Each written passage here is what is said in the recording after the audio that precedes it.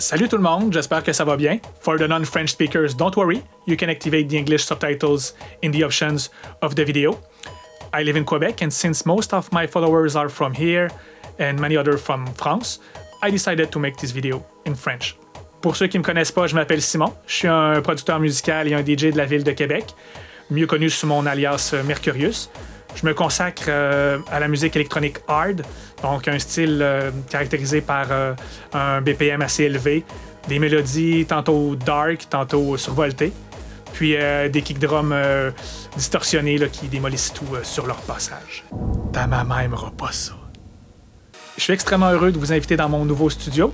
Ça a été un travail colossal qui s'est étalé sur presque toute l'année 2019. Ça fait à peu près 15 ans que j'ai commencé à produire de la musique. J'ai toujours rêvé d'avoir un espace à moi comme ça, complètement optimisé pour la création musicale, sonore, pour pouvoir m'amuser. Donc, j'ai mis toute la gomme et voici le résultat. Je vais vous montrer les différentes étapes de sa construction, principalement l'insonorisation, puis le traitement acoustique. Je n'irai pas trop dans les détails, je vais quand même parler un peu des fréquences, des ondes, de la réverbération, mais ça ne sera pas trop technique. Puis au final, peut-être que ça pourra motiver ou inspirer d'autres producteurs ou d'autres DJ à se lancer dans un beau projet comme ça.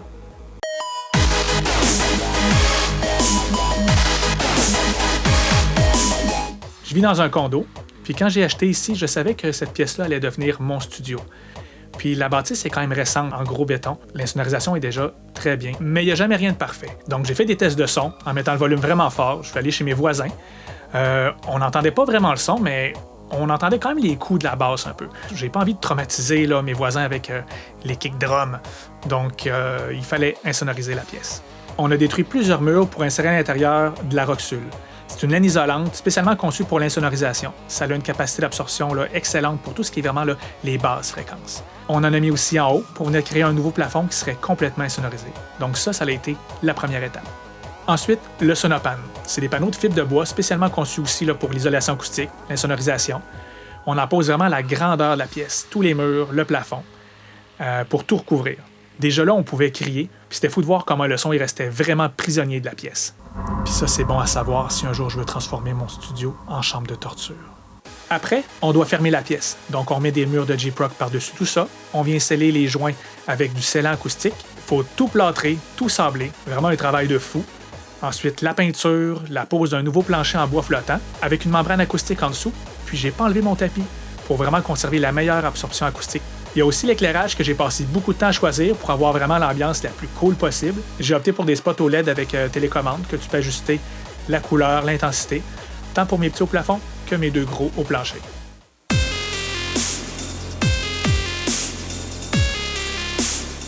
La pièce est donc terminée pour ce qui concerne l'insonorisation, la construction, mais là vient l'étape la plus cruciale, le traitement acoustique. Pour expliquer ça simplement, le traitement acoustique, c'est le processus qui cherche à venir optimiser la qualité du son dans le studio pour que ça sonne bien. Il ne faut pas mélanger ça avec l'isolation acoustique, l'insonorisation, ce que je viens d'expliquer juste avant. Il faut comprendre que le son voyage en ligne droite, comme de la lumière, comme un laser. Puis vu que la plupart de nos maisons, de nos pièces sont faites en carré ou en rectangle, ça vient créer un problème de réverbération. Une façon drastique de venir corriger ça, c'est de changer la forme de la pièce. Pour ça, on prend des panneaux en coin spécialement conçus pour absorber des fréquences, mais aussi en réfléchir. On appelle ça des bass traps. On les pose sur deux coins de la pièce. Ils sont épais, ça absorbe beaucoup les basses fréquences, comme le nom le dit, mais ça vient aussi briser le carré de la pièce.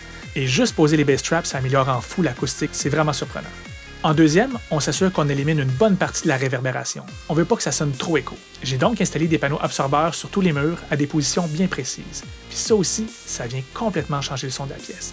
Ça le rend plus flat, un peu plus stagnant aussi. C'est là qu'arrive le troisième type de panneau, les diffuseurs. Eux, leur but, c'est de faire rebondir certaines ondes dans des directions qui sont complètement aléatoires. Les top diffuseurs, ils sont faits en bois, mais moi, vu que j'ai pas un budget limité, j'ai commandé des diffuseurs en polystyrène que j'ai coupés moi-même puis que j'ai égalisés. J'ai toujours été habitué à faire de la musique dans des environnements qui sont vraiment basiques, genre ma chambre, donc je trouve que ça vient donner vraiment un naturel au son. Tous les panneaux que j'ai utilisés dans mon studio, ils sont de la marque Vicoustic.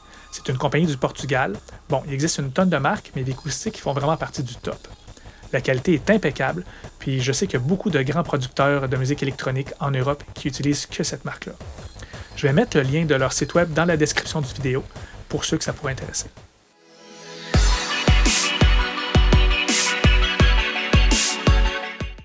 Je Je ne veux pas trop m'attarder sur mon matériel de production, parce qu'il y a déjà plein de vidéos qui en parlent sur Internet, puis aussi, c'est très personnel à chacun.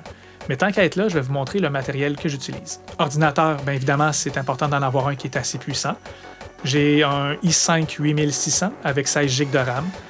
Le seul conseil que je donnerais par rapport au choix d'un ordinateur pour la production audio, c'est vraiment de regarder non pas le nombre de cœurs nécessairement, mais bien la force de chacun, ce qu'on appelle le Single Thread Processing, plutôt que d'en avoir le plus grand nombre. Au niveau des logiciels, j'utilise FL Studio pour composer mes morceaux.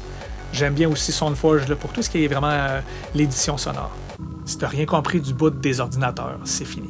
J'ai aussi acheté un contrôleur MIDI Keystation 49 MK3 de M-Audio. C'est très simple, rien de fancy, mais c'est parfait pour travailler les mélodies. Mes speakers, mes moniteurs, c'est des BX5 qui sont aussi de M-Audio.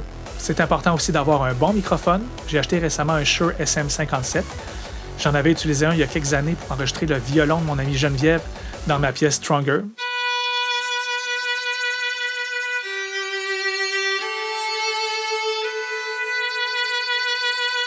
Ça prend un filet aussi pour aller devant, pour éviter ce qu'on appelle le puffing. Ça, c'est quand on prononce les lettres P ou B, puis que ça devient problématique parce que ça donne comme des coups. J'allais presque oublier de vous parler de ma momie. C'est mon fidèle compagnon qui m'accompagne depuis 10 ans. Des fois, quand je suis bloqué dans un morceau, que je ne sais plus trop comment le développer, j'ai l'impression qu'elle vient me chuchoter des idées à l'oreille. C'est presque sensuel. Je ne peux pas élaborer davantage. Oui, des projets. Mercurius, ça occupe une grande place dans ma vie, tant le côté DJ que le côté producteur. Ma dernière track, Monsters, ça remonte déjà à plus d'1 an, donc voilà, j'ai plus d'excuses. La musique hardcore, c'est sûr que je l'ai tatouée ici depuis très longtemps, c'est pas sur le point de changer, mais j'ai aussi envie d'explorer d'autres facettes de la musique électronique hard. Le son Frenchcore, je me sens très connecté à ça depuis un bout de temps. J'aime aussi le hardstyle, le hardtech aussi, qui est un son typiquement originaire de France. Il y a des trucs très intéressants là-dedans. Donc voilà, on verra. Mais j'ai vraiment besoin de faire sonner les kick drums très fort. Parallèlement à ça, aussi, il y a le côté cinématique music, donc musique de film, musique pour vidéo. Il y a quelques semaines, j'ai dévoilé ma toute première pièce de ce genre-là. Ça s'appelle Missing. Vous pouvez l'écouter ici là, sur mon YouTube.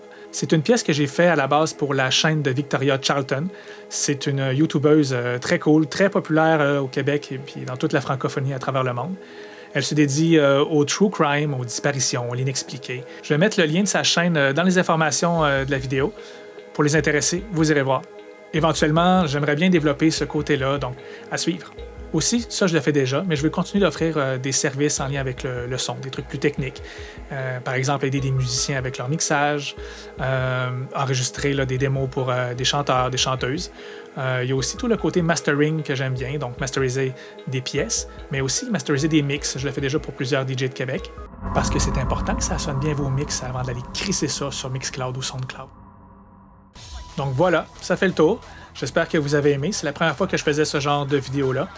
Je sais que c'est pas parfait, le focus, l'éclairage, la luminosité, là, j'ai comme la face rouge un peu, mais au moins le son, il est très très bon. Je peux pas finir la vidéo non plus sans dire un énorme merci à mon ami Jesse Tom pour l'insonorisation du studio, la construction. Tu as vraiment été un chef. Ça a été un plaisir de faire ça avec toi. Si vous-même ou des gens que vous connaissez ont des idées, des projets ou des questions, ont envie de se monter un studio comme ça, vous pouvez me contacter. Ça me fait vraiment plaisir. N'hésitez pas à partager la vidéo, à me suivre aussi sur YouTube. Je ne sais pas si je vais en faire d'autres. Je ne deviendrai pas YouTuber demain matin, mais peut-être, hein, qui sait. Si vous voulez me suivre aussi sur mes autres médias sociaux pour savoir la suite de ma musique, tout ça, ça me ferait vraiment plaisir. Puis depuis peu aussi, ça fait à peu près 1 mois ou 2 seulement, ma musique est rendue sur à peu près tous les grands sites de streaming, donc Spotify, Apple Music, Amazon, Deezer, Tidal, comment ça se prononce ce nom-là? Puis aussi TikTok, je suis sur TikTok, quelqu'un qui est sur TikTok. Merci beaucoup de votre écoute, see you soon.